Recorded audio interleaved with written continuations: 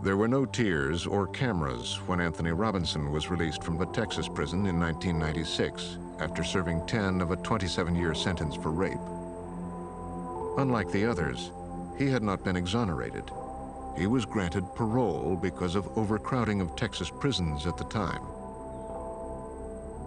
And yet his release would change not only his life, but the lives of all the wrongfully convicted in Texas. My whole purpose of surviving the time that I did survive was to get my name cleared and to get this situation off my back. So I said, okay, I've got to find someone who will take my case. When did that happen? He found attorney Randy Schaefer, who was impressed by his determination to clear his name. All right, I can do that. Here is a guy who had no money, and he was willing to pay what little he did have to exonerate himself after he was already out on parole.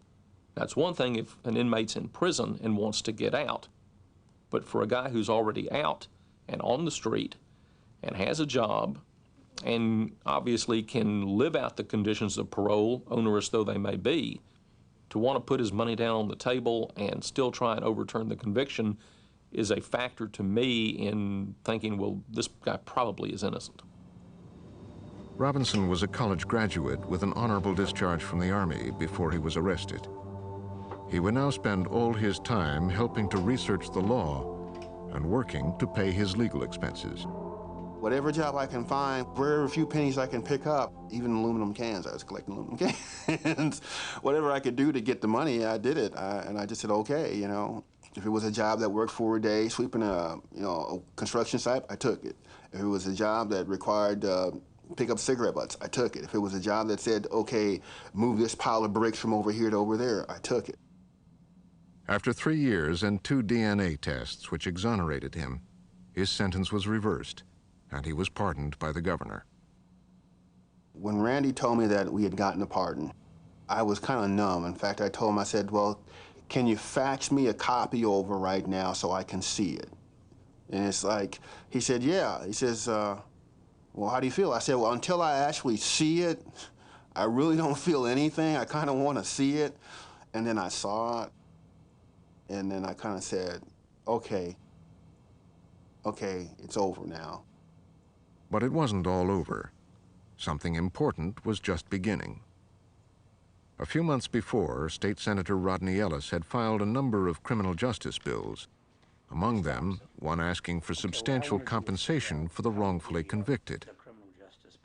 I had my staff prepare a fairly ambitious bill. And then I had a host of other criminal justice reforms. So to be honest with you, I don't think this bill was going to go anywhere. And I don't think I would have put a lot of energy into it. And then I saw an article in a local newspaper, Houston Chronicle, one day, talking about one Anthony Robinson, who spent 10 years in prison for a rape that he did not commit. And the story just sounded very interesting. So I called his lawyer. This is Randy Schaefer. Can I help you? And I said, look, I don't want to be rude, but I'm on a short time fuse. Okay. I need a poster child to pass this bill. So I know if I spent 10 months in prison, guilty or not, I'd probably come out a mental case. And so I just very bluntly asked, is the guy crazy? And the lawyer said, no, you'll be surprised. He's a very pleasant person. And I said, I'd like to meet him. And the lawyer said, when? And I said, now. He said that I should go over and see him right then. And I said, does that mean like later on today? He says, no, you need to go right now. Well, I wanted to make sure that the lawyer didn't have time to prep him because I assumed the lawyer, who's a fine guy, Randy Schaefer here, prominent attorney, may have been contemplating suing the state or maybe thinking that I would pass legislation giving a considerably large amount of money. I mean, this was his lawyer. And I needed a poster child. I was not interested in the details. I just wanted to make sure if I had a good person who could help me pass the bill, I could do it. And I want to see him then, quick. Poster child. That's what I think those were his exact words, that he was going to be you're going to be my poster child if you check out. Only a few weeks after Robinson testified in front of the Senate in April 2001, the compensation statute for the wrongfully convicted was approved. The bill awarded $25,000 for each year served in prison.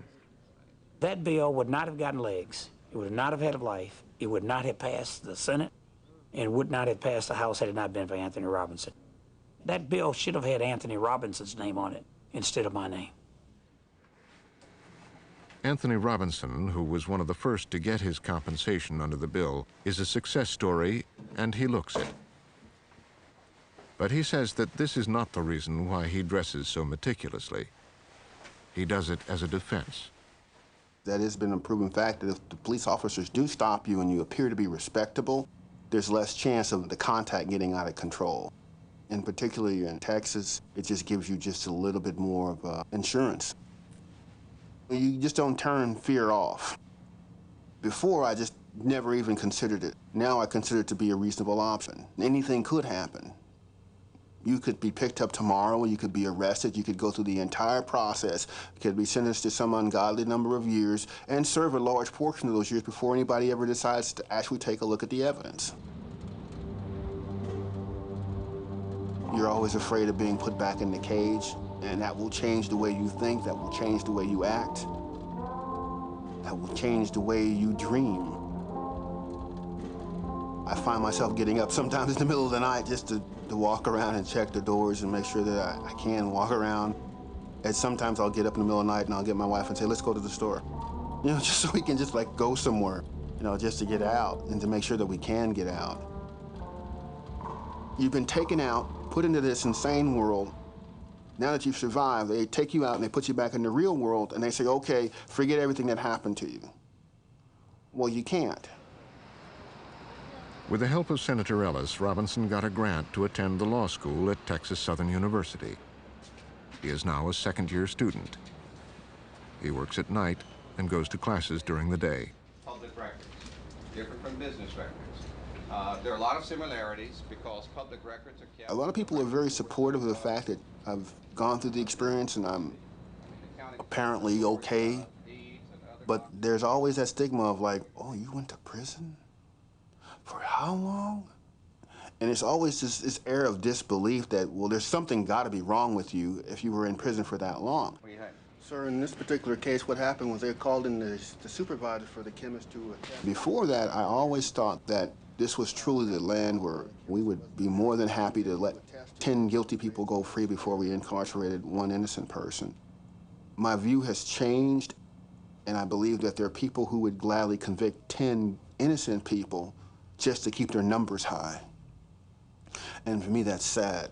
It's really a sadness that our system has been distorted to serve the objectives of the few as opposed to the needs of the many.